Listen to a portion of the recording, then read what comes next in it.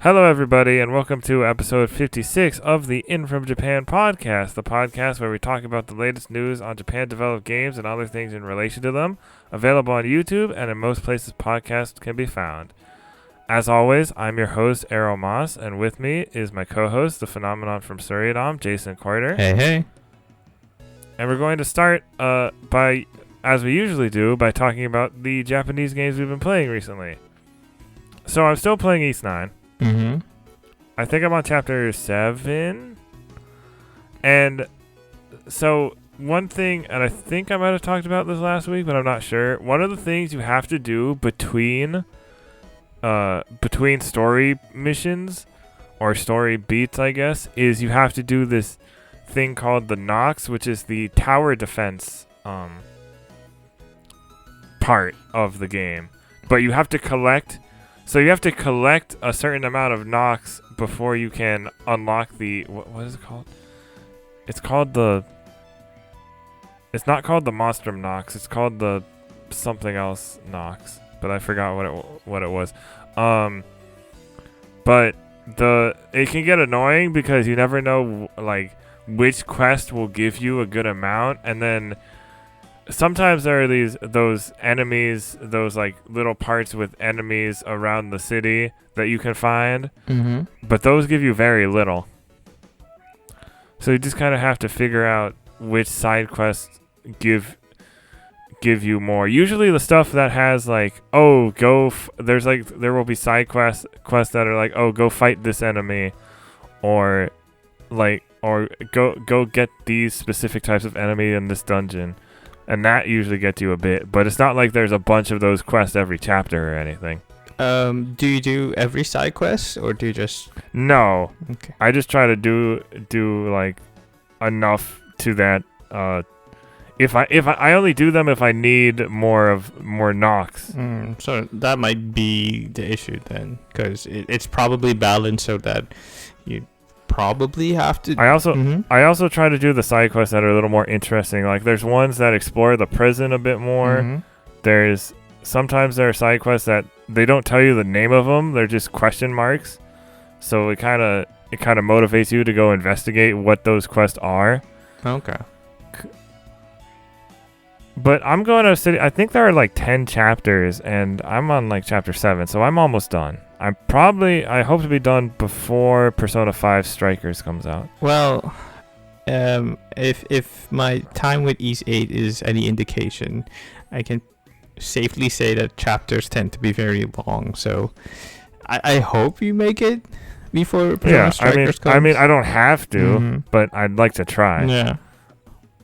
There's also, so there was this dungeon I was in, and there was this section, there were these big like executioner enemies, and the first one you see, it's in a hallway, and you're not nearly strong enough to fight against it. I didn't realize how strong it was until I saw 2 more later. But so you have to kind of sneak around with this new ability you get that like makes you.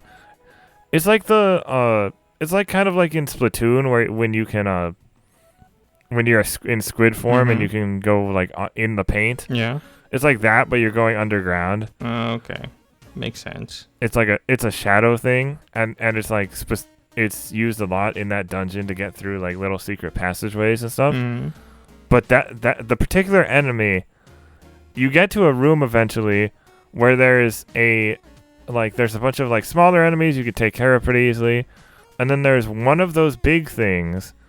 There are 2 of those little shadow passageways to another side, which has another one of those big enemies, and 4 levers, 2 levers on each side of that like long room.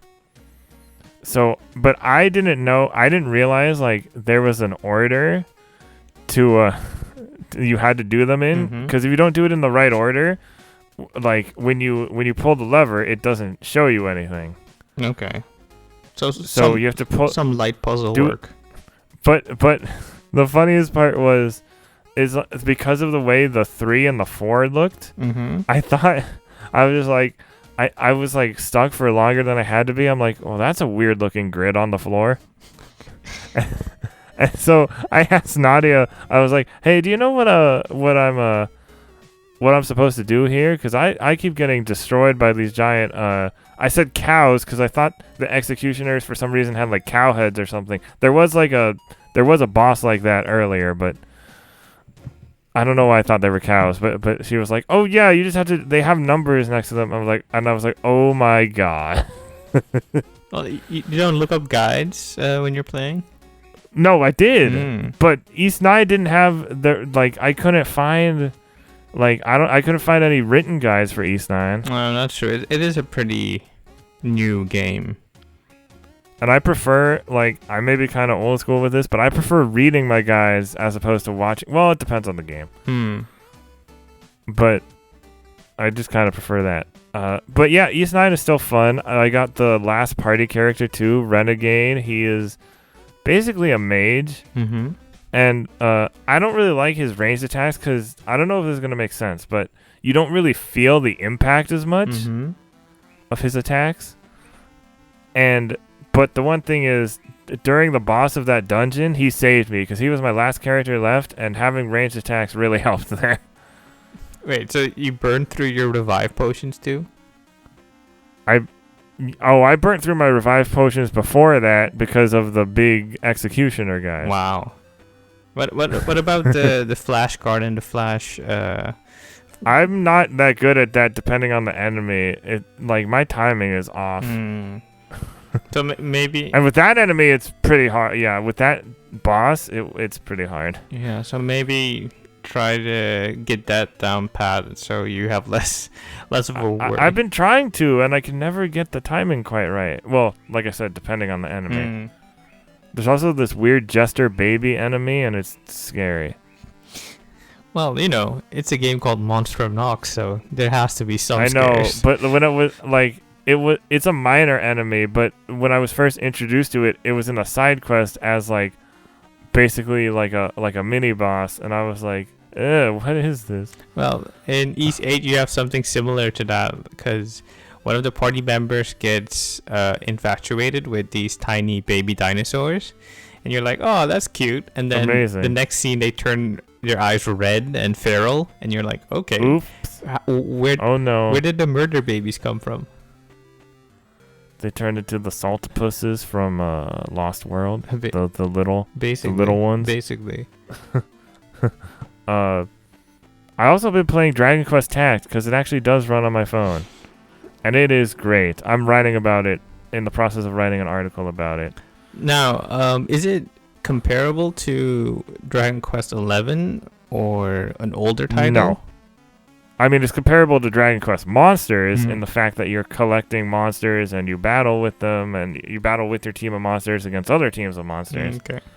So it's definitely not comparable to 11. So, for those unaccustomed to Dragon Quest or Dragon Quest Tact or Monsters, could you make a comparison to, say, Pokemon or Digimon or another? I can make it, a gacha game. Well, I can make a comparison to other gacha games where, you get a few monsters just through the story, and then they're on your team. And then you do a couple story battles and get a bunch of rewards. And then you get a bunch of rewards from, login bonuses and mission rewards and all this other stuff, like a usual gacha game. And oh my god, I lost my train of thought right there. How? You were in the thought. I was in the thought, and I was like, oh, wait. Okay. But, so you go through the story with monsters, and how you get, if you want to get a larger variety of monsters, you use the scouting thing, which is the gacha. Well, usually in Dragon Quest Monsters, scouting monsters is basically the equivalent to capture them or recruiting them, basically. So in Dragon Quest Tact, they use scouting as the gacha thing. So you have the standard 1 pull or the 10 pull, which you can do by getting tickets or gems. Gems you get a lot. So getting a 1 pull is pretty easy to. It's pretty easy to get a 1 pull. Getting a 10 pull takes a while because you need like 3,000 gems. I just got my second 10 pull. Or like, yesterday. You spend money to get those tickets. Or you spend money, but I have a rule at not spending money on gacha games, and you don't have to spend money on Dragon Quest Tact. Yeah. Well. And the funny thing is, my team ended up with a theme without even like me trying to have that theme. Is I called them Team Big Boy because all my monsters happen to be like big or tall. Mm-hmm. And even after my second 10 pull, when I got my second S rank, it was I think it was like a giant or a cyclops or something. I was like, well, that's perfect. He goes right along with the theme. And my lead monster is called a nightclubber, and I just think that's funny because it'll be like when they get attacked, if more than one of your monsters gets attacked by the same attack, it'll say like blank group took whatever damage, and it says like nightclubber group, and I'm just like, heh. Wait, so is there any like dance music playing while he's on screen? I wish. No, he's like a big like dragon thing. He's like a dragon thing man, not man, but thing. Because they changed a lot of the name. You know how Dragon Quest kind of changes the names depending on localization. Okay, I see. Because there's this thing called when I played Dragon Quest Monsters, there was this monster called a bullbird, and it's basically like a part cow and part like chicken. Mm-hmm. And in Dragon Quest Tact, it's called a buffalo wing. Okay. Interesting. Here, let me.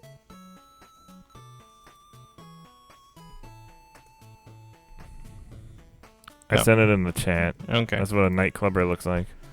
Let's have a look.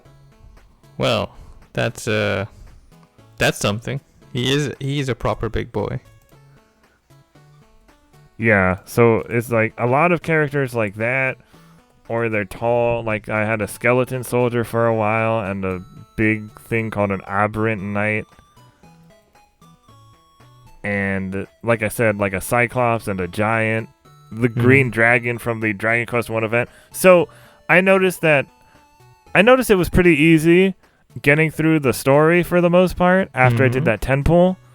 And I was like, okay, well, maybe I could try my hand at the Dragon Quest 1 event, which is currently going on right now. Can't be that hard. And again, I was doing okay for a while, and then my team started struggling. Yeah, events are usually made to kind of pique your interest with challenging gameplay. But then I realized I hadn't been like, I was good enough for the story, but I had a bunch of EXP codexes awarded to me from various things. So I was like, oh, I could just use those to help out, and hopefully like and they helped a lot actually. Okay, so it is decently balanced then in that respect. Yeah, I still need to play more of it. As I said, I am writing about it. Hopefully I'll have more detailed thoughts on it when I have that article up. Okay, cool. There's also, there's stuff about like monsters learn skills, but they don't really learn the skills that often. Like every 20 levels is when they learn new skills. So, but you can get ability scrolls. I'm not sure if they're rewards or just purchasable things. There's a lot of different types of currencies and shops that you get from different things. It can get a little overwhelming. Yeah, it's kind of by the books gacha in that respect, because I what was the last one I played recently? Well, not recently, like Bleach Brave Souls was the one that comes to mind, and it is filled with multiple currencies and elements that you can use to upgrade your characters and use to buy stuff, and it can be overwhelming at a certain point where you just go, you know what, I just want to pay money so I can get the stuff I want and not have to micromanage my free time in order to get the stuff I want. Yeah. So I think it's designed to overwhelm you. One other thing is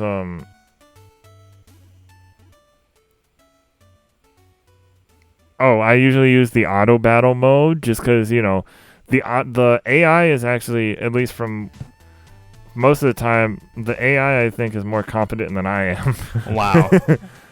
So, but like sometimes it's like it kind of makes you think, oh, maybe that wasn't the right move, but it's like it helps because you don't have to be like, okay, attack. Like it makes it faster. You don't have to be like, because you have to click a lot of times. It's like, okay, like attack, select, click twice, select that enemy, move here, Mm-hmm.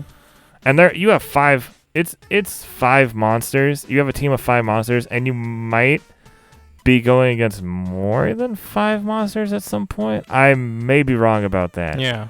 5 might be the limit you go against, but sometimes it feels like there's like a lot of one monster maybe guarding a boss monster. Mm-hmm. So it can kind of be a drag if you don't put it on auto battle. And then if you want to command a specific monster, you just got to turn off auto battle real quick, like at the right time, like before that monster's turn. Yeah. Because it's not like it goes so fast that you can't. Well, you can speed it up, right? I don't know. That's usually a feature. Yeah, I need to check that.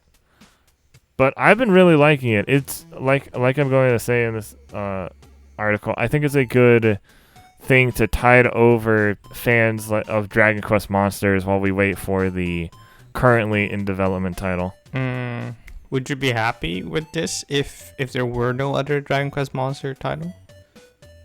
I mean, no, because this is on mobile and I always have to be online for this. Well, yeah, there is that. That's just a problem I have with a lot of mobile games in general. I wish more mobile games had offline modes. That's the other thing. The Quest, you don't have them automatic, and it's probably a common thing now, but once you have them unlocked, you don't have them, it's not on your phone. That quest isn't on your phone until you click it. And then it downloads the few megabytes it is. It depends. Some games have you install the content piecemeal. And other games have you install it fully, with the added content being like patches or updates. But when I was playing Dragalia Lost, I had to download the chapter every so often. So it's not uncommon with gacha games or mobile games.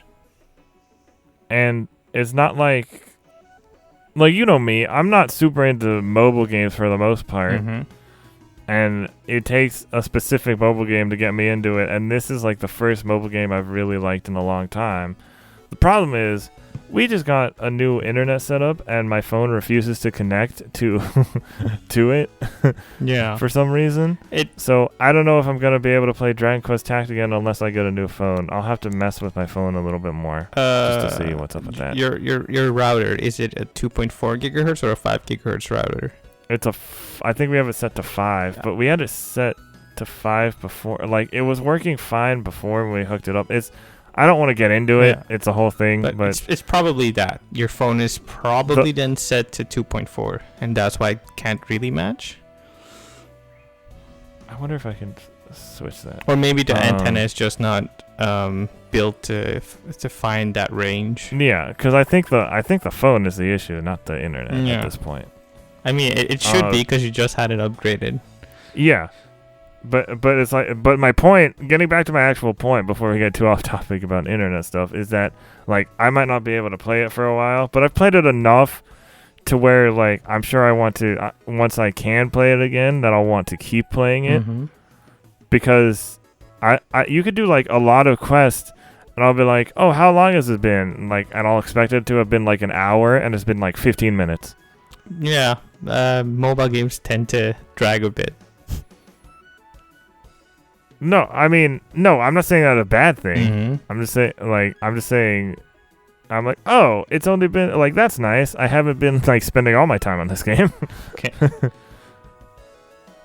But yeah, I'll have more detailed thoughts once I finish that article and play a bit more, once I can figure all that out. All right.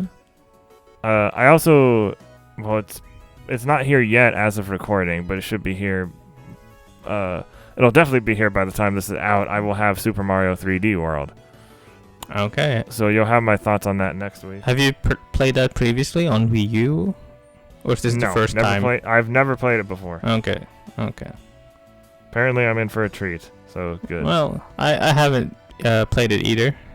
So maybe I'll get it down the line. I don't think I'm in a rush to buy it just yet.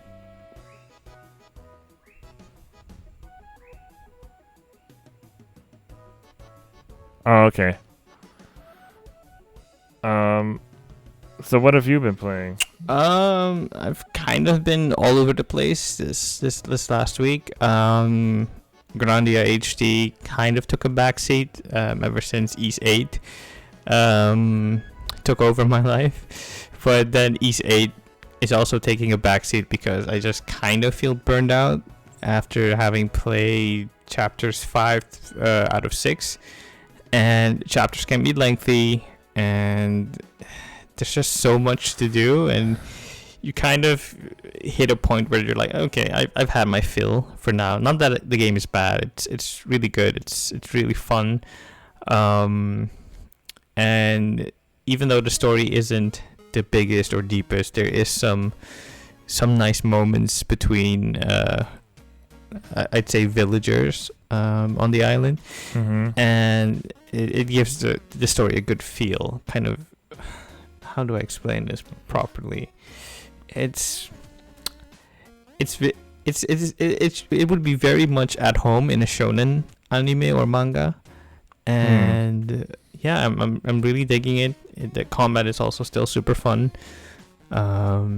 It's challenging, but not too challenging. It's just enough to have you coast through the game without worrying about dodge rolls or attack speed or any stats. It's just you pick it up, you play. And I think that stems from the philosophy they had at the beginning of the series, where they just want to be accessible to a wide range of audiences. They don't want to be the Final Fantasies or the Dragon Quests with stats and sheet papers of character builds. They just want you to have fun and just pick it up and play. And that's really fun to see. And this week I made my grand return to Final Fantasy XIV, and I'm slowly chipping away at A Realm Reborn, and it is still filled with fetch quests.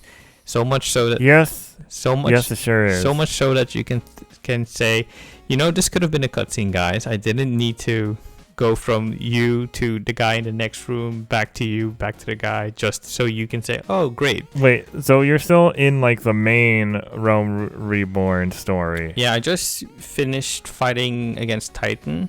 So I'm kind of like okay, so yeah, 60% into the story ish. Yeah, I think I said this way back when I was playing more, but it's like once you get to the post Realm Reborn stuff, it gets even more weird to have fetch quests, because it's like, I'm the Warrior of Light. Why am I delivering tea to these people who are like 5 feet away from each other? Well, I'm not too bothered by it, because it's just the nature of RPGs, MMOs. No, I know, but it's just at that point when the characters are that close, when they're like across the street from each other, essentially, it's just like, okay, come on. Well, it's just padding the game with content. I'm enjoying it. It's gotten a bit tougher for me because I'm a squishy white mage, a Lalafell white mage at that, and it just very squishy. It amplifies the squishiness that much more. Because now my MP runs out way quicker because I have more powerful spells, and I'm the healer, so I have to keep tabs on everyone in the team, and it can be a bit stressful. So much so that I'm thinking, okay, you know what? I'm just gonna go for a tank and just do that. Have someone else worry about healing me. But we'll see. I'm still enjoying it.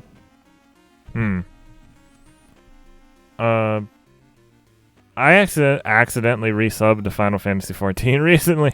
How do you accidentally resub? I don't know. I was checking the MOG station and I clicked the wrong thing. So I was like, oh well. Wait.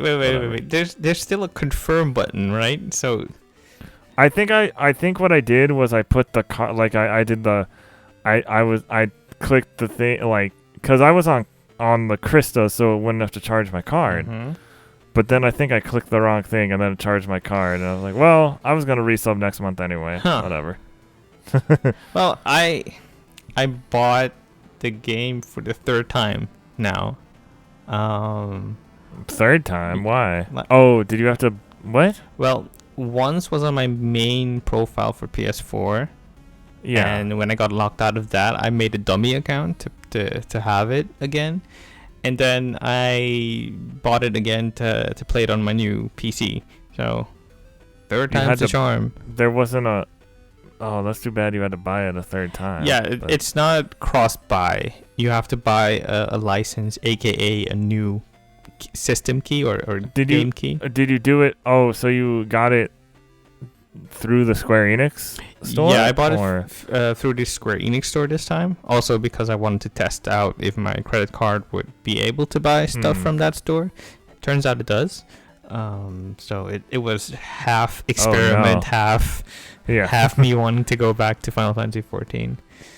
Yeah. Yeah, but more about that later. Yeah, but whenever there's a different version or different platform, you have to rebuy the game.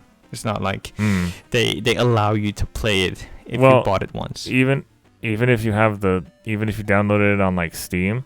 Yeah, if you bought it on Steam and now want to play it without the Steam library, you still have to rebuy it to have. Oh, without the Steam but if you like got a new computer and were still using Steam, you wouldn't have to rebuy it? No, it would still be tied to the Steam library if you were still intending on using the Steam version. Yeah.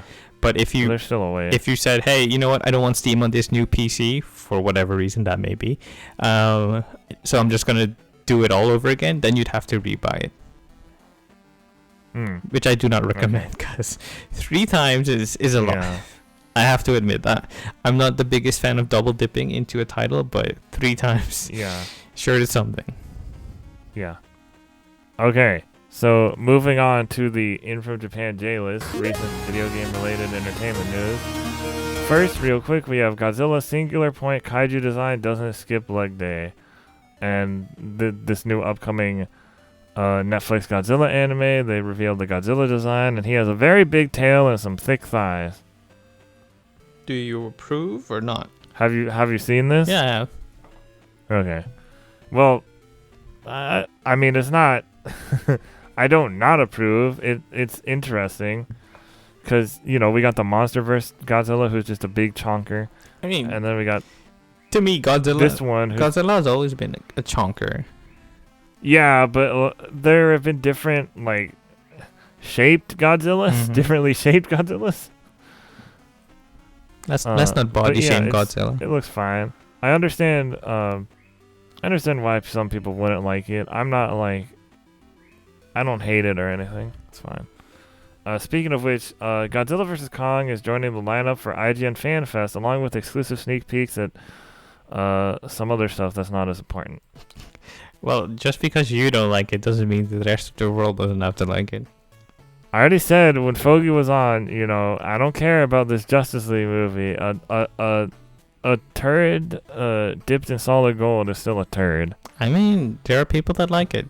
So more power to them. I'm not saying people aren't allowed to like it or anything. I'm just saying we moved Godzilla vs. Kong for a bad 2003 looking Dark Side. Well, if you're an executive, Godzilla vs. Kong is kind of a gamble. Justice League. That's true. It might not even it might not have even come out if it hadn't been filmed at the same time as the last one. Probably. So it's just a question of what's going to make me more money as an executive, and I think that's why they made the decision. Next we have The World Ends With You. The animation begins airing April 9th. There's a new trailer and visual. So spring anime season is coming. And Sonic the Hedgehog 2 movie announced. For, what was it? It was something 2022. Yeah. April 8th, 2022. And there's just a quick little teaser video with basically the Sonic 2 music. Yeah, and the logo features Tails. Yeah. So I still need to see the first one. it's decent. Yeah, that's what I've heard. It's going to be on Hulu in like 2 days. Or no, not in 2 days. In like four? No. On the 18th, I think. Okay. All right, so moving on to recommended content other than news from the past week listed out, links in the description. We got a little shorter this week, but that's okay. We have James Sunderland, Isn't Silent Hill 2's Antihero, He's the Villain, by Mike Drucker over at Polygon. Persona 5 Strikers review, The Hands That Thieve, by our friend Michael Higham over at GameSpot. We have Final Fantasy VI Deserves an Official Definitive Way to Play, by Andrea Shearon for The Gamer. We have How Animal Crossing New Horizons Can Stay Relevant in 2021 by Helen Ashcroft for The Gamer. And last but not least, we have I Hate That I Can't Talk About Why I Love Labyrinth of Galleria by James Galizio for RPG Site. And just a side note, all our friends who are recently had to leave DualShockers for understandable reasons, we wish them the best of luck and that they land on their feet. Our friends like Mario Rivera, past guest Mario Rivera, and Cameron Hawkins. Yeah. They're going to go do some great things. Yeah, they're a talented bunch, and anyone willing to pick them up would be so lucky. I mean, Cameron's already a host on IGN, so... Yeah. And that was before that he left. So that's great. Love to see our guests prosper. Yeah. And do good things. So next it's time for the news rundown. So I'll let the Shinigami and Bearer of Bad News take it away. Yes, Bankai. So, first up we have Things Are Horrible for Japanese Arcades Right Now. This is by Brian Ashcroft for Kotaku. No doubt the pandemic is bad for lots of businesses, but in Japan it's especially awful for arcades. Because Japan is currently under a state of emergency due to COVID-19, night spots have been ordered to close early. If they don't, they risk fines. As AFP News reports, bars and restaurants get compensation from the government to replace lost earnings, and arcades, however, do not. To quote, usually after 6 p.m. until midnight is the most profitable time. Yasushi Fukamachi, manager at the legendary Tokyo arcade Mikado, told AFP. And the quote continues, now we have to close at 8 p.m., which means we lose our 4 most profitable hours. Following quote continues, the government is doing nothing to help us out of this hopeless situation, he added. Our income has gone down by more than half. This is horrible. Okay. Yeah, it's a raw deal. On the one hand, you get why the government has stated that business hours should close earlier. But on the other hand, you also feel for the arcade owners who get no help from the government in these trying times. Because if they close, then the economy also gets affected. And if the economy gets affected, then everyone suffers. So, yeah, it's not ideal. But it's nonetheless COVID time. So, yeah, what else is there to say? Yeah. Next up it's is unfortunate. Hopefully that is not the end for arcades in Japan just yet, but we'll see. Yeah, we have the vaccine now, so hopefully that shifts our future more towards something brighter. Plus, new arcade games are coming out in Japan all the time. Sure, but if there's nowhere to house them or play them. No, I know. I'm just saying, like, there's still a push for. I'm saying like that. We'll see. It's still a much loved industry over there. Yes. Okay, next up is Pokemon World Championships 2021 canceled.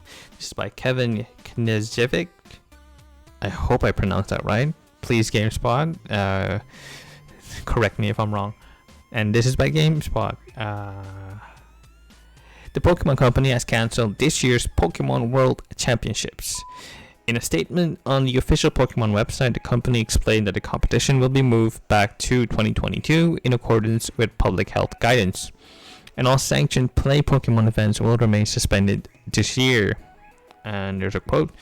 After careful review and pursuant to guidance set forth by local, regional, and national health authorities, as well as the World Health Organization, Public Health England, and the Centers for Disease Control and Prevention, we have made the difficult decision to move out the next Pokemon World Championship to 2022.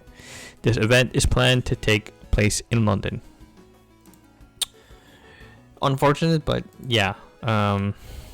Look forward to more cancellations, even with the vaccine in play now. Just don't count on going to places in person just yet. Okay, moving on to brighter news. Capcom sales update.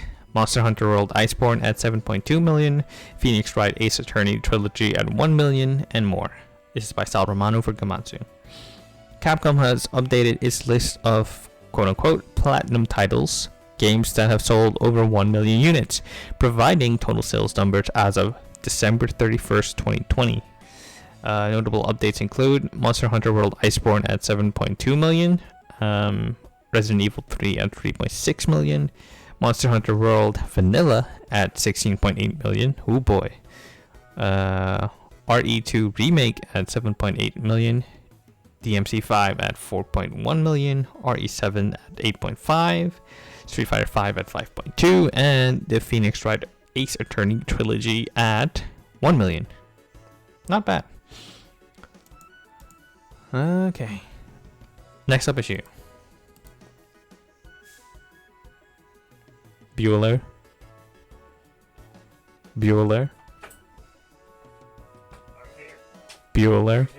I said I'd be right back, but it's taking a little longer than I thought. Okay, hold on. Do you want me to read it? No, I got this one. Okay.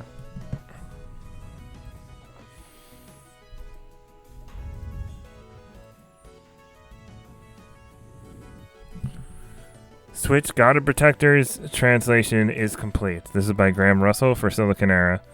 The English version of Ancient's newest God of Protectors game is complete, according to according to the game's development lead, Karu Gamo.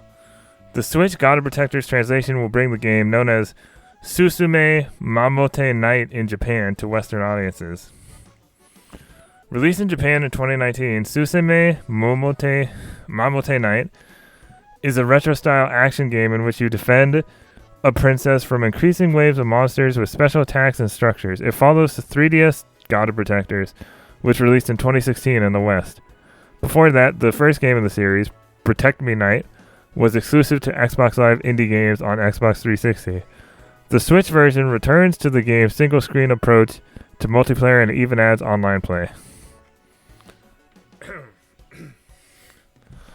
All games in the series are full of chiptune music, both by Ancient founder Yuzo Koshiro and other composers. In addition, the Switch entry sports downloadable content packs. These convert the game's soundtrack into versions using sound hardware of other classic systems. And then there's also an interview on Silicon Era that you can check out. Okay. Are you looking forward to this, or? I'm always looking forward to new... I didn't know there were other things... Other ones have been localized before. It's just God of Protector seemed like a familiar name for a Japanese game. Okay. And I'm always happy when there's a new translation of something. All right. Next up is Atelier Mysterious Trilogy Deluxe Pack. Limited editions are packed with merchandise. This is by Kazuma Hashimoto for Silicon Era. Gus revealed the contents of the Atelier Mysterious Trilogy Deluxe Pack Limited Edition through the website for the upcoming title. While some of these items are new, other pieces of merchandise are reprints of previous items like special tapestries. Several limited editions will be available, all ranging in various prices. The Atelier Mysterious Trilogy Deluxe Pack Limited Edition DX Gorgeous Galaxy Combo Set with the reprinted tapestries will cost 37,000 yen and 730. Well, 37,730 yen. Okay, or roughly $357. With the DX Special Collection Box with the reprinted tapestry costing 31,680 yen, or roughly $300. And the DX Special Collection Box without the tapestries costing 25,080 yen, approximately $237.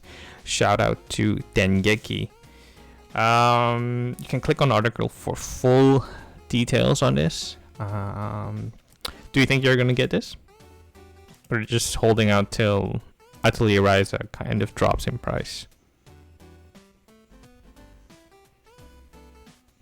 or not? I guess I'll take the next one then. Moving on, Silent Hill composer seemingly teases new game. Konami denies removing interview. This is by Matt T.M. Kim for IGN. Okay. Okay. There are two updates. What's the original story? Okay. Let's see. The original story is Silent Hill and Contra composer Akira Yamaoka says in a recent interview that he expects to announce a new project this summer and teases that he thinks it's the one people are hoping to hear about, quote unquote. In an interview with the YouTube channel AI Hub, Yamaoka appeared to speak about this latest work as a composer on the medium. But when asked if there are any projects... I'm actually back. I'm back for good now. Okay. Sorry about that. Okay. Trying to do multitasking at the same time. Okay. But when asked if there are any projects he's working on, Yamaoka responded that an announcement will likely happen this summer. What's more, it could be a big one for fans. And the first update says... An interview with Akira Yamaoka, which many have taken to be a tease for a new Silent Hill game, has been removed by the publisher AI Hub, I'm guessing. In a statement, AI Hub explained that it had been asked to remove the clip, but doesn't specify who asked and apologized for doing so. The statement reads, we thank you for the support which contributed to the spread of the interview that we published yesterday with Akira Yamaoka around the world. We were asked to remove the clip and it has been removed. We apologize and stay tuned for the next interviews. Which led to speculation that it might be Konami that asked to remove the interview. But the final update to the story says, Konami has denied that it asked for an interview with Akira Yamaoka to be removed after appearing to tease a new Silent Hill game. In a statement to IGN, a company spokesperson wrote, Konami did not ask AI Hub to take down the interview. AI Hub previously wrote that it had been asked to take down a video in which Silent Hill composer Yamaoka said a game fans were hoping to hear about will likely be announced this summer. It could be many things. It could be Konami is lying. It could be that another publisher said, maybe not announce it just yet. We have nothing to announce at this moment. So pull it back a little. So, yeah. Could be a lot of things.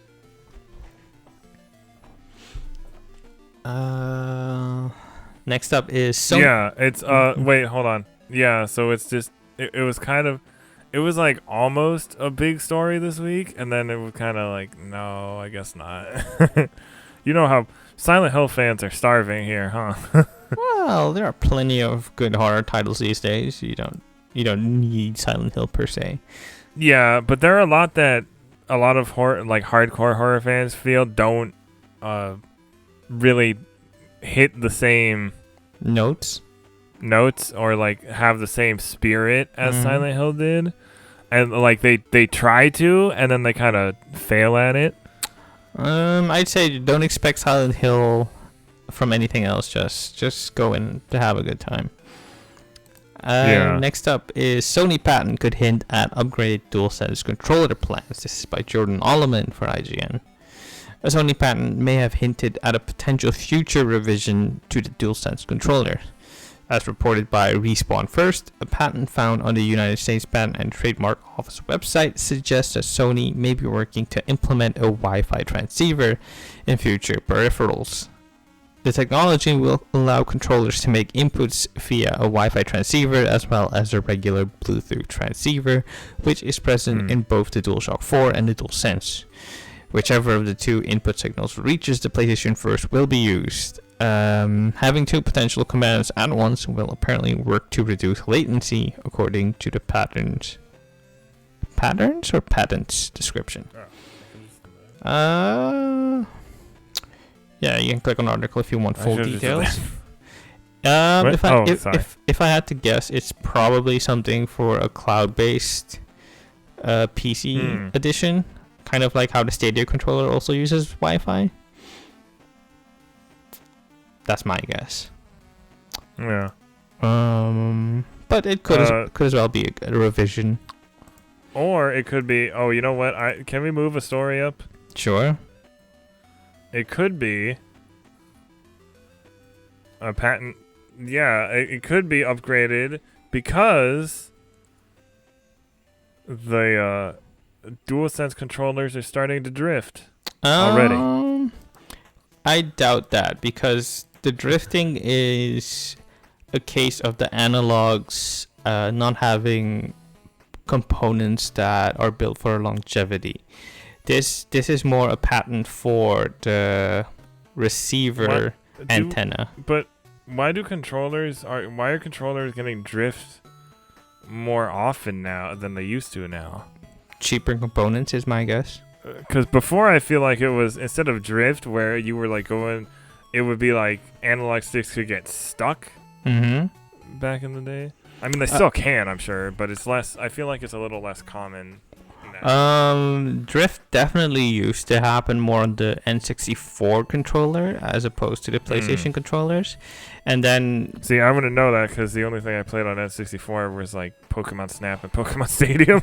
Well, just this kind of bracket that holds the analog in place. Yeah. And after prolonged usage, it kind of loosens up, and that causes the character to drift. And with the Switch, it's probably because the form factor is so small and so precise that the components used are kind of finicky and cheaper made. And with there being a global shortage of components these days, maybe Sony went for the cheaper option to get the first order of consoles and hardware out of the door.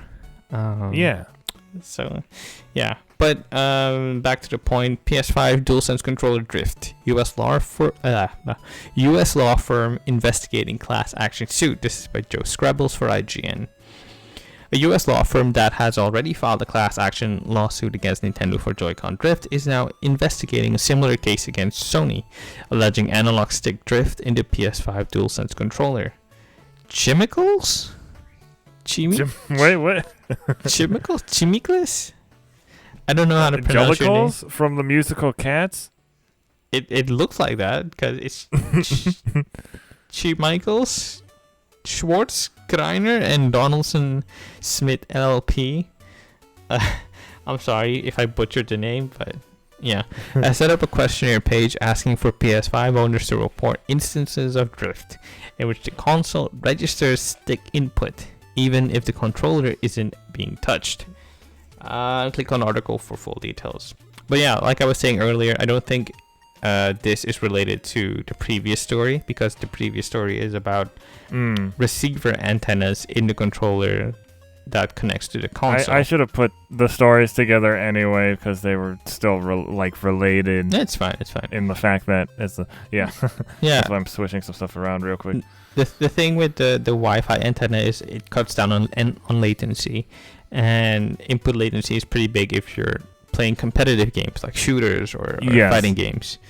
So that's that. Next up is Dr. Eggman voice actor confirms he'll still play the character. This is by Jenny Latta for Silicon Era. At least one Sonic the Hedgehog voice actor won't be recast. Mike Pollock, the Dr. Eggman voice actor, took to Twitter on February 5th, 2021 to confirm he will remain. Shout out to Nintendo Life. Here's Pollock's confirmation. In addition to being the voice actor for Dr. Eggman, he also appeared in anime series like Great Pretender, Ikitosen, Promare, and Yu-Gi-Oh! I'll quote the tweet. You know what they say, the more the merrier. You've not yet heard the last of me as Dr. Eggman in Sonic the Hedgehog video games. Kindly prepare your ears accordingly. If you guessed otherwise, surprise! Now if you'll excuse me, I have to stock up on lozenges.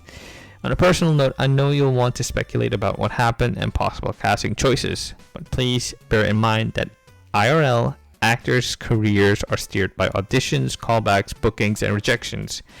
It's a bit more complicated than choosing sides for kickball. Yeah, so last week, I think, or 2 weeks ago, we mentioned that Roger Craig Smith, who previously voiced Sonic for the last 5 to 10 years, I want to say, announced that he was leaving the role. And people started speculating about a lot of stuff. And then they also mentioned that other characters would be recast. So everyone was speculating, okay, what does this mean? Is there something afoul? And it's just, that's the business. New video games come out, new movies come out, new animated series come out, and people get recast for roles for whatever reason. It's not always a slight against the actor. It could just be the people in charge saying, hey, we want a different direction. That happens. So yeah. But my guess is with Dr. Eggman staying the same and the others changing and the show being based around multiple universes, it could be that it'll kind of be like Into the Spider-Verse, but for Sonic, and we'll have all the old Sonic voice actors back, and then they'll not reintroduce, but introduce a new mainline Sonic with a new voice actor. I can't believe Mike Pollock has survived through 2 casting changes. It happens. It's like how they kept when the big Pokemon when the Pokemon anime switched from 4Kids to the Pokemon Company, they changed everybody except I think Roger Parsons, who is the narrator and possibly the voice of Dexter the Pokedex. Yeah.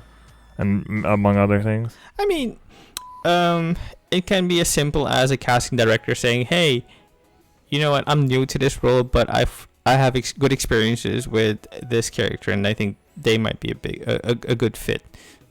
And that happens. We'll see. Yeah, don't go looking for dirt just yet. No, it's just interested. Like, it's just interesting when I'm not blaming you. When they keep one and then like everybody else is like, wow. It's nothing too big. No, it's just like it's just interesting, like I said. Yeah. Next up is Bandai Namco restructuring will begin in April 2021. This is by Kazuma Oh no, Hashimoto. Bandai Namco is gonna stop making it. No, I'm just kidding. No, don't start that rumor. This is by Kazuma Hashimoto for Silicon Era. Bandai Namco announced that the company will go through major restructuring according to its February 2021 financial report. This will include the merging of its gaming businesses with the toy and hobby business units. As a result, we will see the company pivot towards a 3-unit system. The restructuring will officially take place on April 1st, 2021. Specifically, the Network Entertainment Unit, which is part of the Gaming Business Unit, will be part of this merge. Once the restructuring happens, these 2 units will be combined and be called the Entertainment Unit. The financial report stated that this merger is happening in response to the company wanting to aim for a new strategic direction. The company hopes that by integrating these units, it can continue to create products that will reflect the value of its customers. So, I think it was around December when the financial report for Bandai Namco came out. And I want to say it was Mike Williams, formerly of US Gamer and now of PC Gamer, I want to say. He was on Games Daily recently too. Yeah. He mentioned that Bandai Namco wants to leverage their own stable of properties more than licensing, say, Shonen Jump characters to make content. You know what? I'm pretty sure they own Digimon. Like, not that. Yeah. Like Bandai actually owns Digimon. Not it's not licensed out like that. More Digimon. It's sprung out from the Tamagotchi. Yes, I know. They have Trust Transformers. They have Gundam. Tabeoja. They have a lot. Localized Tabeoja. Okay, wait. This link is dead. Wait. Let me redirect it. Really? Yeah, it redirects. No, don't worry about it. Oh, okay. Okay. Next up is E3 pushes forward with plans for Digital 2021 event. This is by Andy Robinson for VGC, Video Game Chronicle. E3 organizer, the Entertainment Software Association, ESA, is pushing forward with plans for a digital event this summer, but it still requires the backing of major games companies. The E3 has historically been at the center of the games industry's calendar, with companies often saving their biggest announcement for the annual Los Angeles event. However, due to COVID related stuff, plans for the physical E3 in 2020. Yes.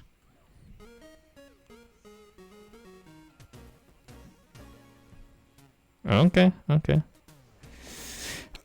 Yeah. However, due to the coronavirus pandemic, plans for the physical E3 in 2020 were cancelled, and the proposed 2020 virtual show also failed to materialize. The ESA promised a reimagined E3 would take place in June 2021.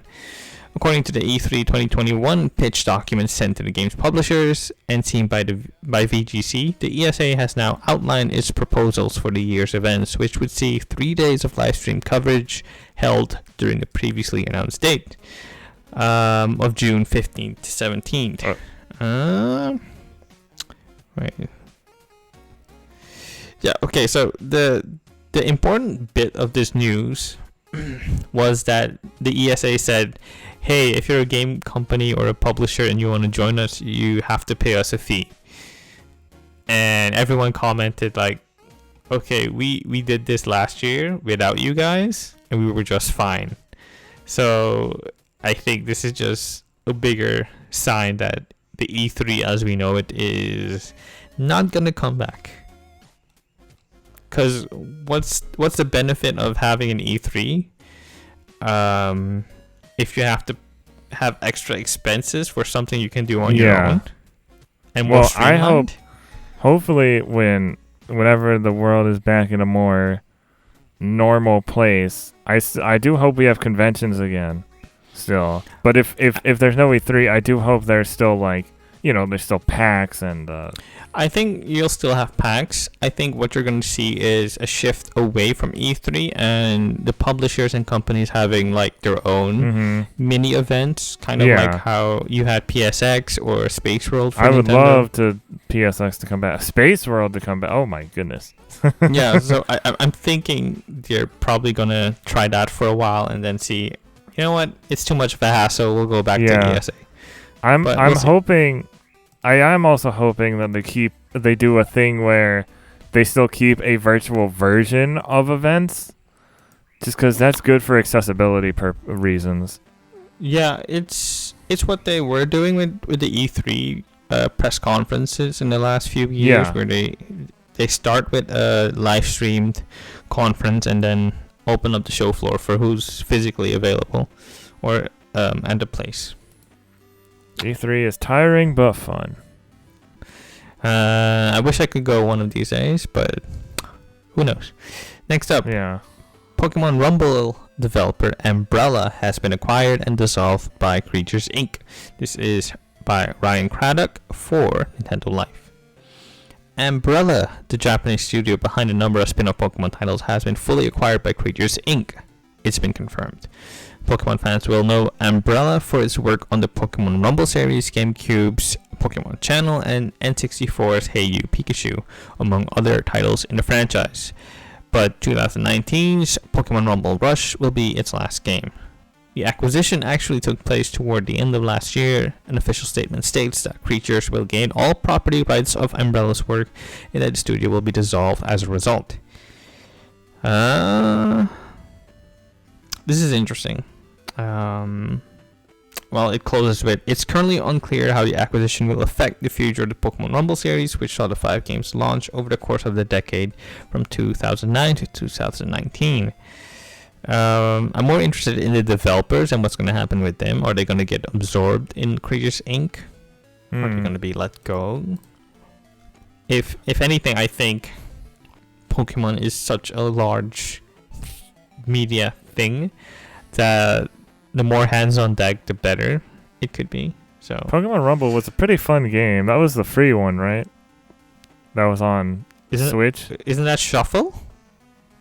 What? Isn't that Pokemon Shuffle? No, Pokemon Shuffle is a different thing. I thought Pokemon Shuffle was a mobile game. There was a mobile game, but it also came to Switch, if I'm not mistaken. Because Pokemon Rumble was the one where you're the little, like, well, not origami necessarily, but you're like that. Like, you play as the Pokemon, and you're kind of. I don't know how to explain it. I haven't played it in so long. Like SD versions, like super deformed versions? Yeah, basically. Well, it says here the last one, Rumble Rush, was a free-to-play game out on iOS and the Google Play Store. Let's see if it's also on Switch. No, it's not on Switch. So I think you're thinking about Shuffle. Isn't Shuffle or it could be puzzle game? No, that's Troje.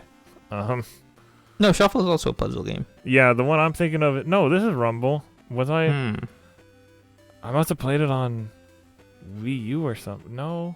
Or 3DS. Yeah, I must have played it on the 3DS version because I could have sworn I played a Switch version. Anyway, yeah, I wonder what's gonna happen with that.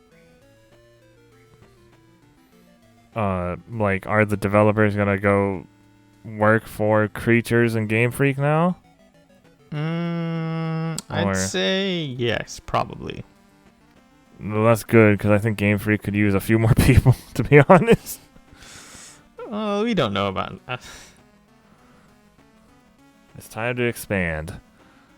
Next, Pokemon related. McDonald's Pokemon Happy Meal promotion begins, is immediately ruined by adults. This is from GameSpot and by Steve Watts. We recently saw leaks of an upcoming McDonald's Happy Meal promotion with Pokemon goodies. Well, okay, they're out now. This time giving out collectible trading cards and stickers instead of plastic toys. The promotion has now begun, and we've gotten a full listing of the packs, but as you may expect, adults with disposable income are snatching them up. DualShockers reports that each pack comes with a set of trading cards, along with one of 4 accompanying toy items, a deck box, a plastic frame, sticker sheet, and 4 stickers. The card pack consists of 4 trading cards, one of which is a holo card. There are 25 cards to collect in all, and each has a holo or shiny version, making for a total of 50 cards. As for the Pokemon represented, to celebrate the series' 25th anniversary, they display every starter Pokemon in the series' history. You can check out the full listing below. Every starter. Yeah. Not surprisingly, though, the collectible nature has attracted scalpers. Kotaku reports that some people are looking to flip the cards at auction and are buying the packs in bulk. McDonald's locations don't have a consistent rule when it comes to these types of purchases. Some require customers to buy entire Happy Meals, while others allow individual toy purchases, all with different quantity restrictions. Some resellers are already asking for upwards of $75 for sets that include some rare cards like Holo Shiny Pikachu. Listen, you look, grown-ass adults. Let the kids have their Happy Meals. This is what I was worried about since this trend started, because we never really covered it on the podcast, I feel like. But I saw so many streamers like buying Pokemon cards, and I'm just like, imagine if you're a kid and it's 2021, you're not getting to see your friends in school, you love collecting Pokemon cards, and for some reason they're sold out at a bunch of places. Like, I don't have a problem with older cards being valued at a greater greater because currency. the kids will probably not be looking for those cards anyway. Yeah, it's a problem when they dip into the newer cards. Mm-hmm. Now, I do want the Cyndaquil card, but that's just because that's one of my favorite Pokemon, and because it's like last time I checked, it was like $8 on eBay, and I'm like, that's not bad. Yeah, I only want the Pokemon cards because my mom burned mine a few years back, so I kind of want to reclaim my youth. Because I had the Charizard card, the Dark Charizard card, or the Dark so did I. Card. Well, did I tell you the story of what happened to my Charizard? What? So my so when I was like 5, an older kid convinced me that his Ninetales was like stronger, and I was 5, so okay, come on. Yeah. So I traded him my Charizard for his Ninetales. Later, somebody told me it was fake. I don't know if it was. I'm not sure if it was actually fake or not, to be completely honest. But then it was like a whole thing. Like, yeah, I traded my Charizard for a fake Ninetales. Which, ironically, that kid's little brother became my best friend in 6th grade and throughout high school. So, and I'd be like, hey, where's my Charizard? Well, we had a similar thing on our elementary school where there were these bullies that would like steal your Pokemon cards, and I called them Team Rocket. And they stole my Dark Dragoneer. No, not Dragonite. There was a Dark Wait, I never seen. That one? I think it was a Dark Dragonite. Let me look up because I don't want to talk out of my butt. Yeah, there is. There is one. Dragonite. Yeah, I did have this card. Yeah. I think I did have this card, or I've at least seen it before. Yeah, because I went on a trip to the Netherlands, so I got the new cards before anyone else had them here. And they were pretty rare and pretty valuable, so of course they would steal my cards. Yeah. And then there was like this other thing where this teacher was like, I was like trading Pokemon cards with some older kids, and we were just like having fun in the library, and the librarian didn't care, and my dad was there, like just supervising, and some mean teacher came in and was like, Pokemon cards aren't allowed in school, and then my dad was like, okay, let's go. I think it's because of the connotation of having card games, because card games used to be used for gambling.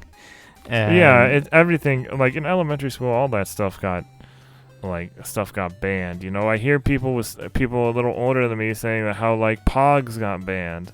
Yeah. Or Yu-Gi-Oh cards, I don't think Yu-Gi-Oh cards ever got banned because by that time we weren't really bringing our cards to school that often. Anyway, we had them in high school and they were banned for a bit, and then I convinced the principal to allow us to play because they were tactical in nature. So in high school nobody cared. Like there were very few people that did, because I went to like a private high school, so there were very few people that played like Magic and Yu-Gi-Oh. But the ones that did, like nobody cared. So it's just like, okay. The thing with us is our schools are very conservative, so if they even see a hint of like these dark creatures or horrific monsters, throw them in the fire. Yeah, so that was also a thing. But look, this one's an angel. Yeah, you got me there, son.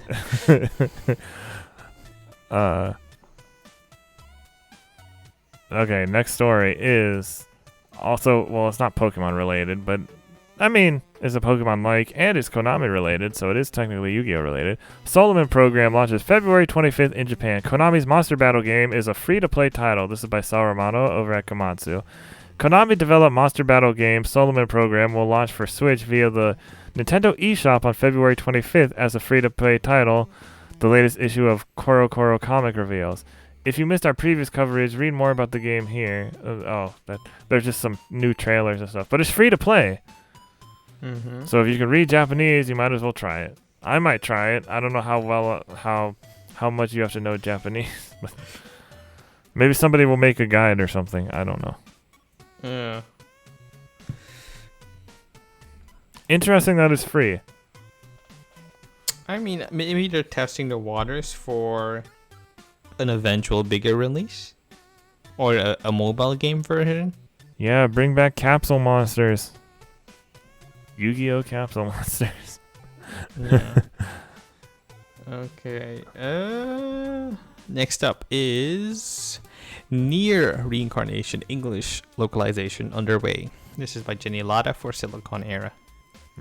The official Nier Reincarnation Twitter account offered an update on the English version of the game. Daichi Matsukawa, its director, penned a short note explaining the current status.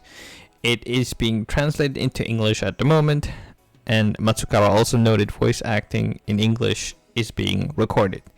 Here's his full statement in addition to updates on the localization process. There's a promise that the launch will include various fixes. Nier Reincarnation director Daichi Matsukawa here. My apologies for the lack of updates. Please allow me to explain the current development status of the English version of Nier Reincarnation to those who are awaiting its release in North America and Europe. We are currently in the process of localizing the English version and recording all character voices in English. We also plan to fix bugs following the game's Japanese release so we can launch the English version in tip-top shape. Once dates are confirmed for pre-registration and launch, we will send out another announcement to let everyone know. I apologize for the long wait and any inconvenience this may cause and ask you for your understanding and patience. So, there's that. I mean, you'll have Nier Replicant to tide you over until then. And, you could always replay Automata. Yeah. Or Automata. It's only until, wait, it was Reincarnation? Yeah, the mobile game. Okay. Not Replicant's already set. It's already set for April, so we're good. For April.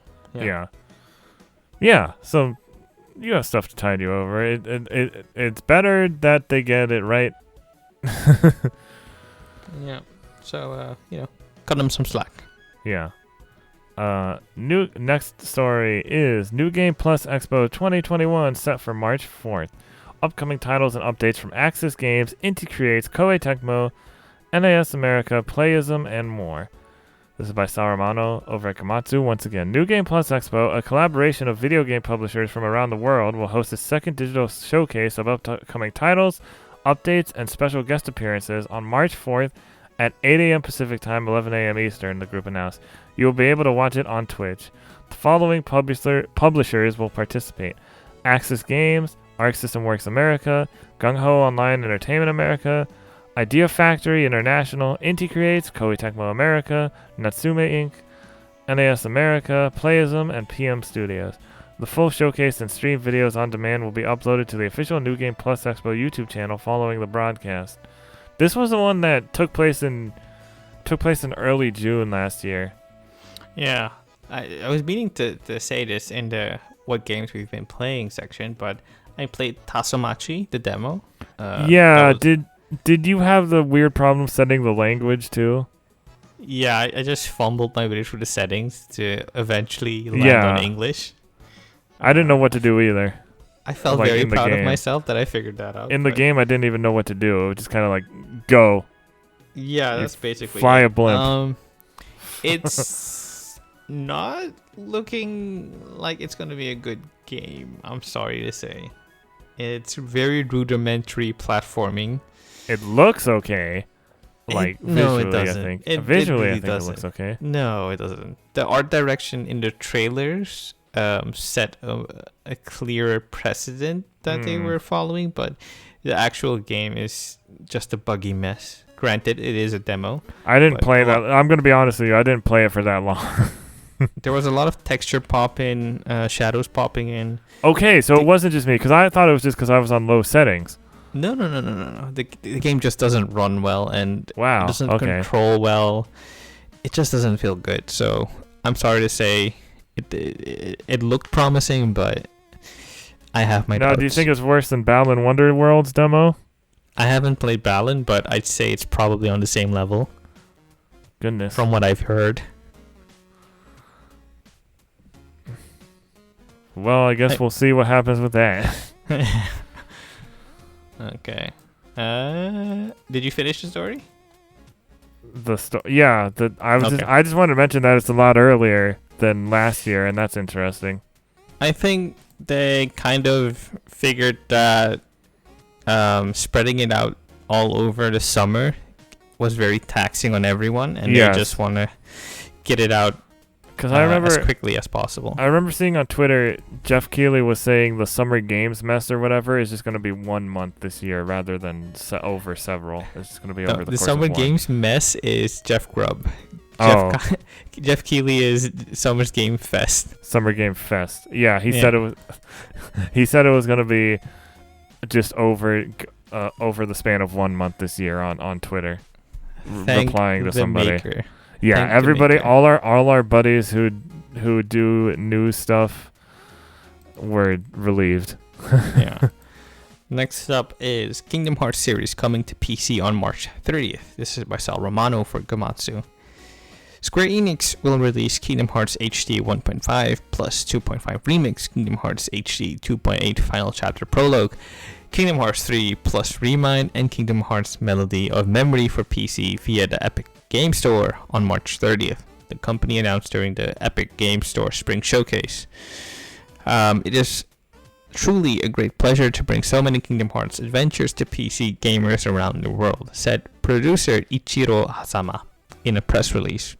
Our collaboration with Epic Games is one that stretches back to the development of Kingdom Hearts HD 2.8 Final Chapter Prologue, and as part of this ongoing relationship, the team at Epic Games have been incredibly supportive in helping us make this a reality. I'm incredibly excited for so many new players to discover and enjoy the action, magic, and friendship of Kingdom Hearts on PC. Okay, a couple of thoughts. I'm happy Kingdom Hearts 3 comes complete with Remind, because the all-in-one package on PS4 and Xbox does not come with it, yeah. So game companies, stop calling yourself Ultimate or all-in-one when it does not. Full collection. Complete collection. Even complete doesn't mean complete anymore. No, exactly. It's ridiculous. Second of all, I think this could mean that Kingdom Hearts 4 or whatever comes next will make use of Unreal Engine 5. And if I had to guess, that also means that if Kingdom Hearts 4 or whatever comes next comes to PC, it will be Epic Games exclusive. My prediction is that the next Kingdom Hearts game might have 4 in the title, but it won't be Kingdom Hearts 4. Don't give them any ideas. Because you know they're going to do that. Kingdom Hearts 358 Days Over 2. Or like Kingdom Hearts 4-sided die or 4-sided. Look, I love Kingdom Hearts, but especially I love the story of 358 is one of my favorite. That's one of my favorite in the series due to the story.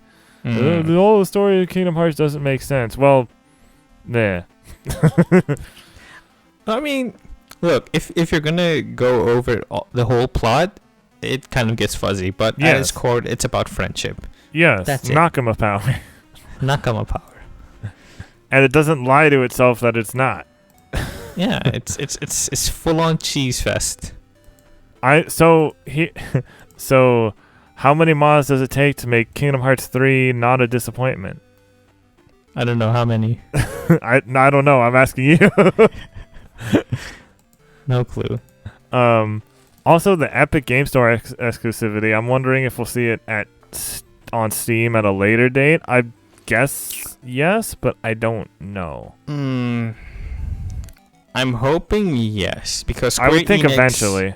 Square Enix loves the Steam store. Yes.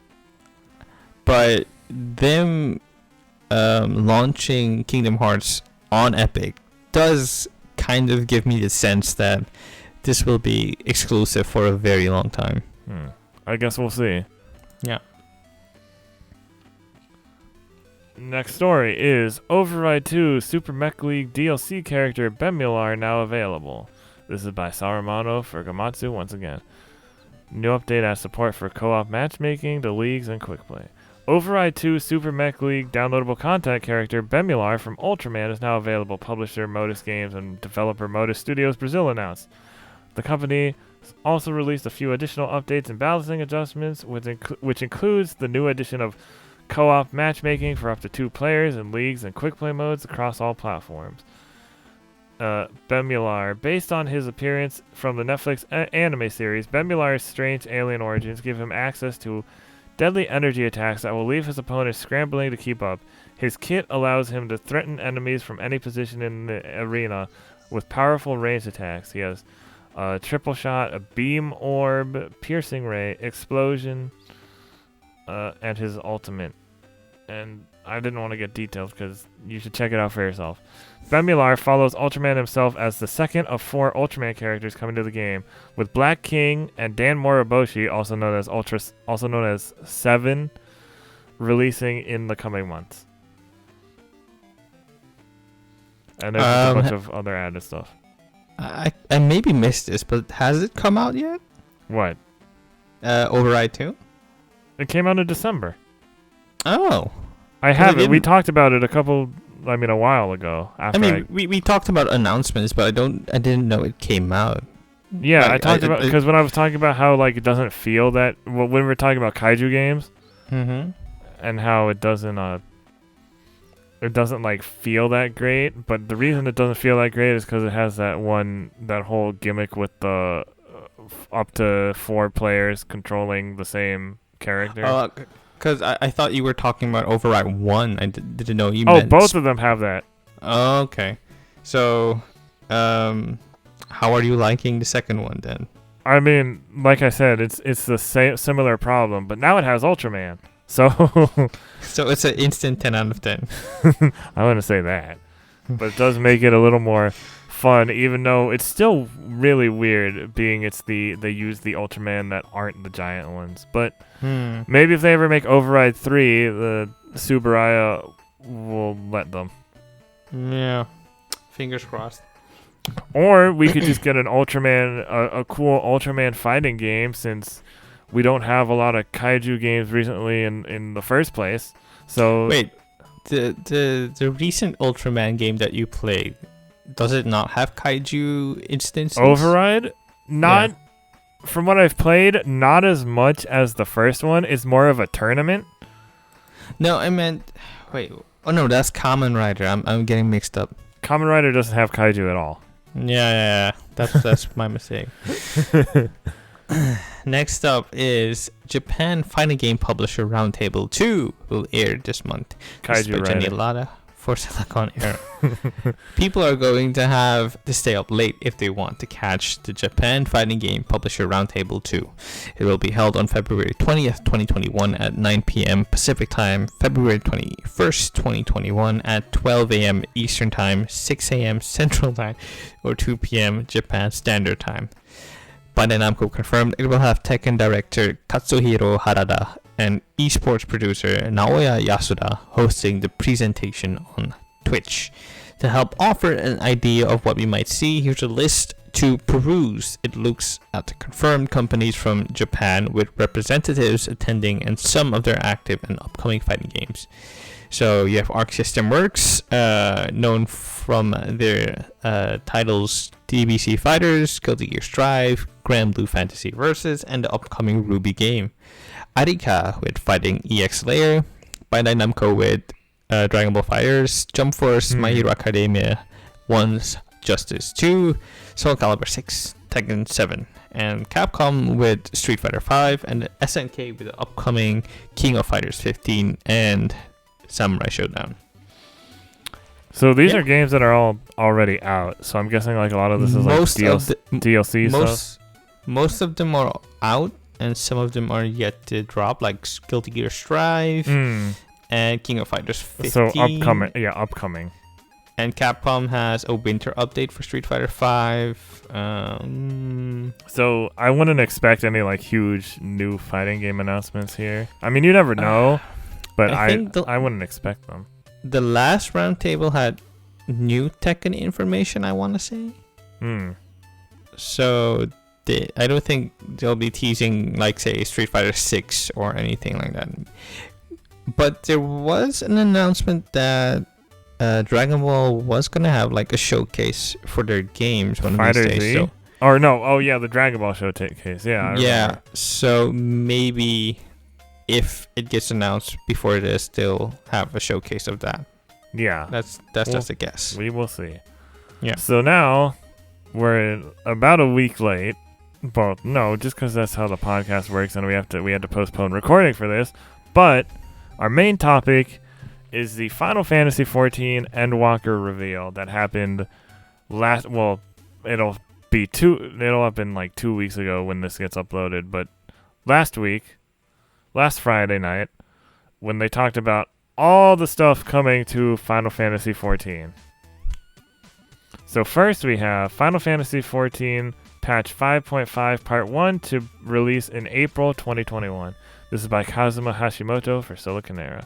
During the Final Fantasy XIV announcement showcase, it was revealed that Final Fantasy XIV Patch 5.5 Death Unto Dawn will release in April 2021. At least Part 1 of what will be a 2-part release, with the second part scheduled to release in late May 2021. Players can expect to see the first part of Final Fantasy XIV Patch 5.5 appear on April 13th, 2021.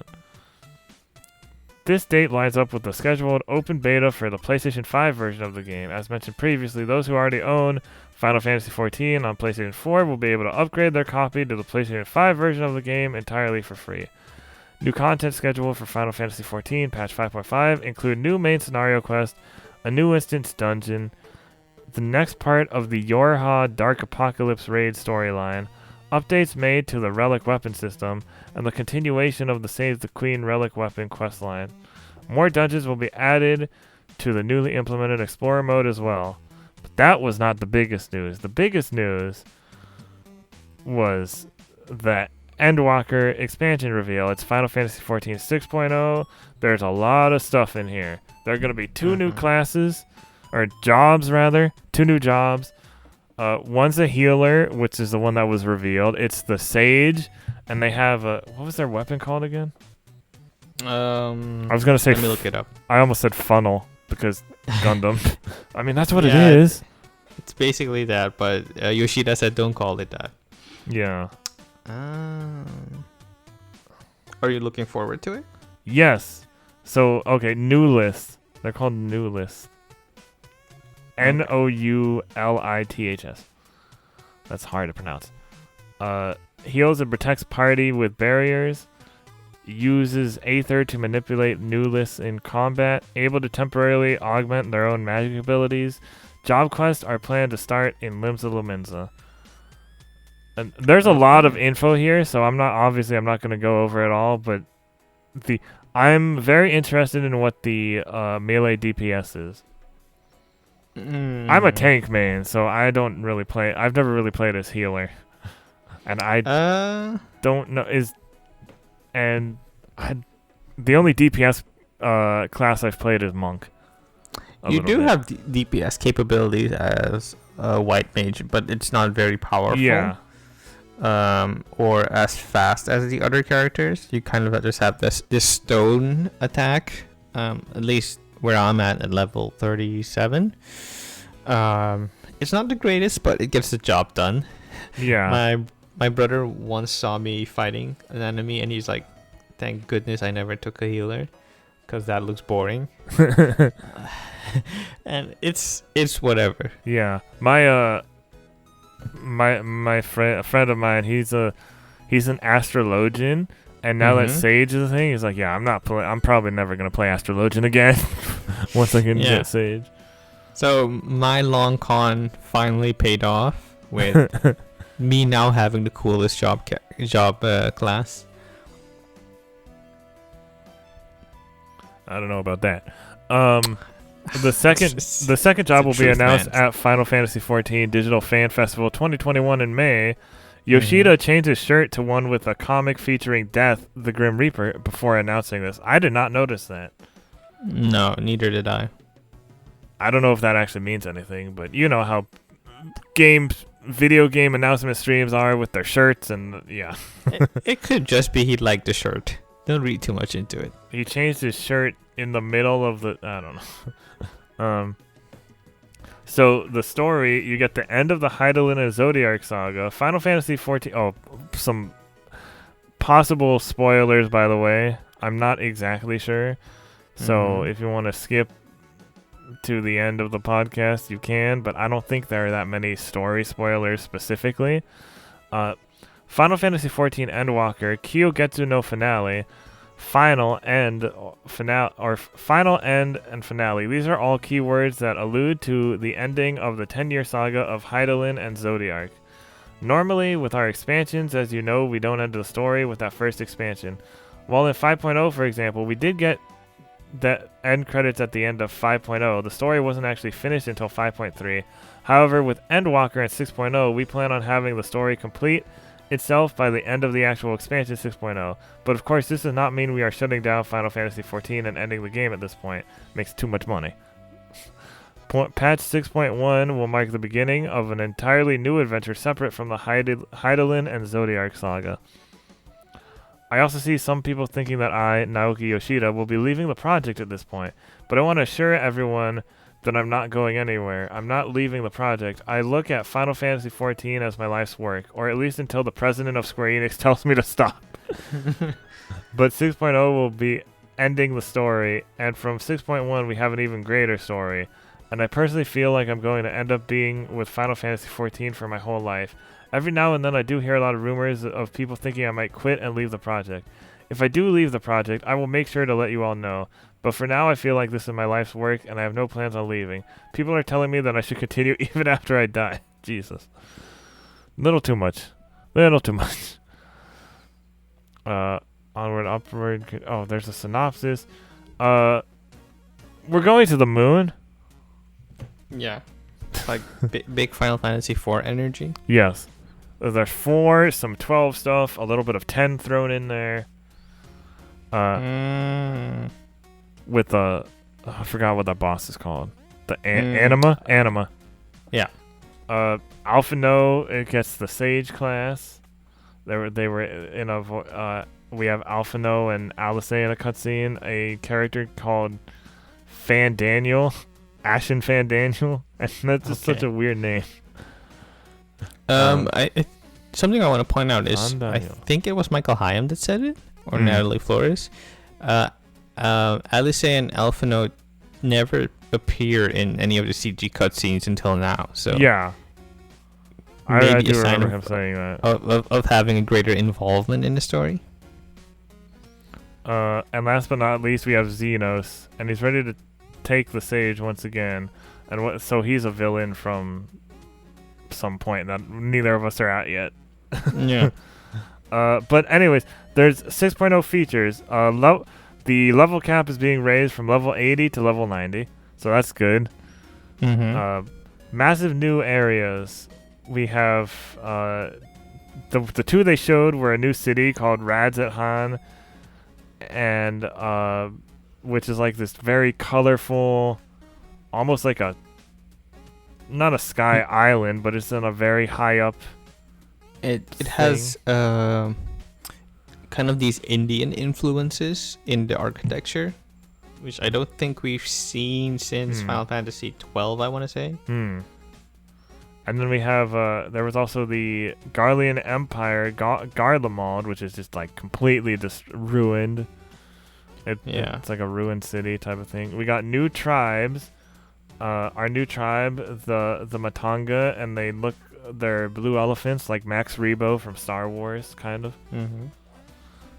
I just looked it up, but there's a city called Bujerba in Final Fantasy XII, so it might be taking influences from that. All right.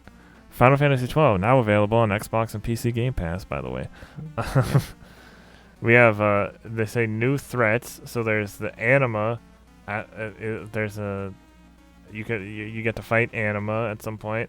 A bunch of new challenging new dungeons.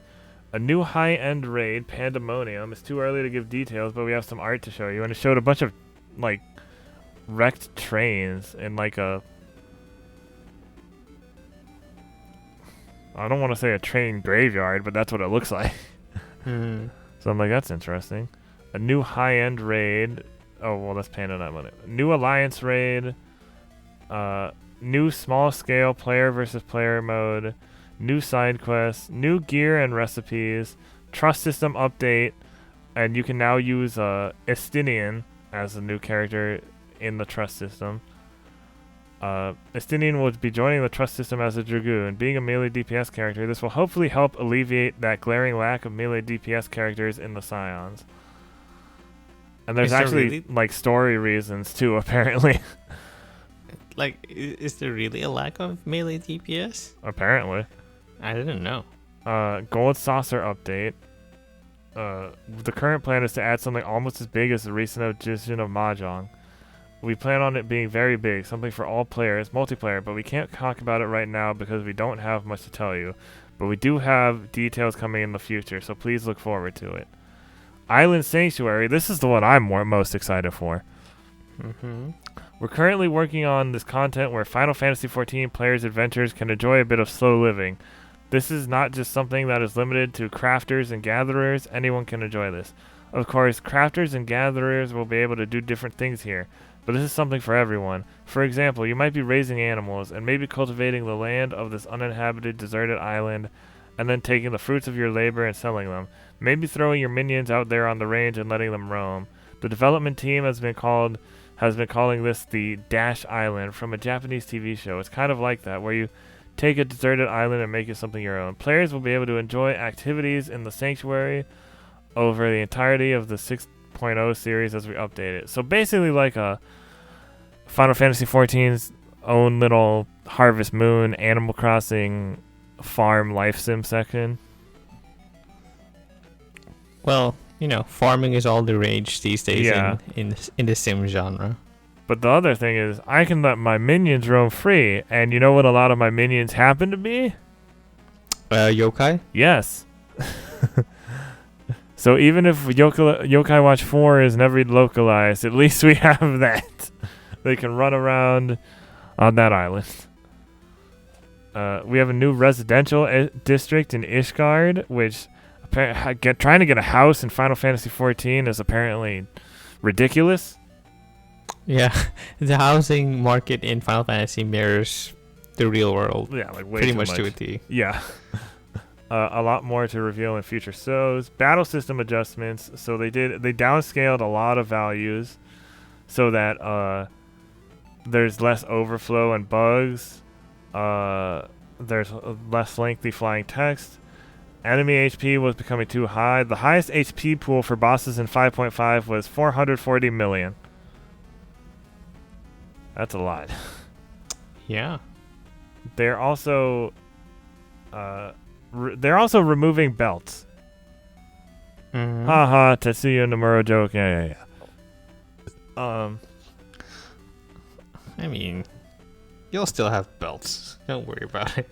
Many of you remember back from 1.0 we had this item. It was there, and even though it was removed graphically, it remained. But the belt era is over. As you know, belts have no bearing on players' outward appearances. Their stat values as accessories is pretty negligible. Because of that, they're not a very popular piece of equipment, yet they take up the same amount of space in our armory chest as other equipment. We've even had a lot of fans ask us to just stop dropping them in Alliance raids because they don't need them. A lot of people were also complaining about rings, and regarding rings, while we did consider removing them, we also understand that because you can put them on both hands and actually graphically see them on both hands, we decided that we're not going to do that at this time.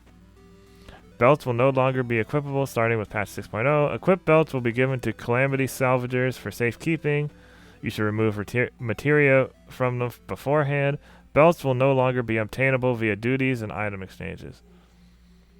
The 35 slots allocated to belts in the armory chest will be reallocated to different for primary weapons, rings, and then the remaining 5 slots will be held in reserve. And then wait, is there more after that? So the last thing of the game is data center travel.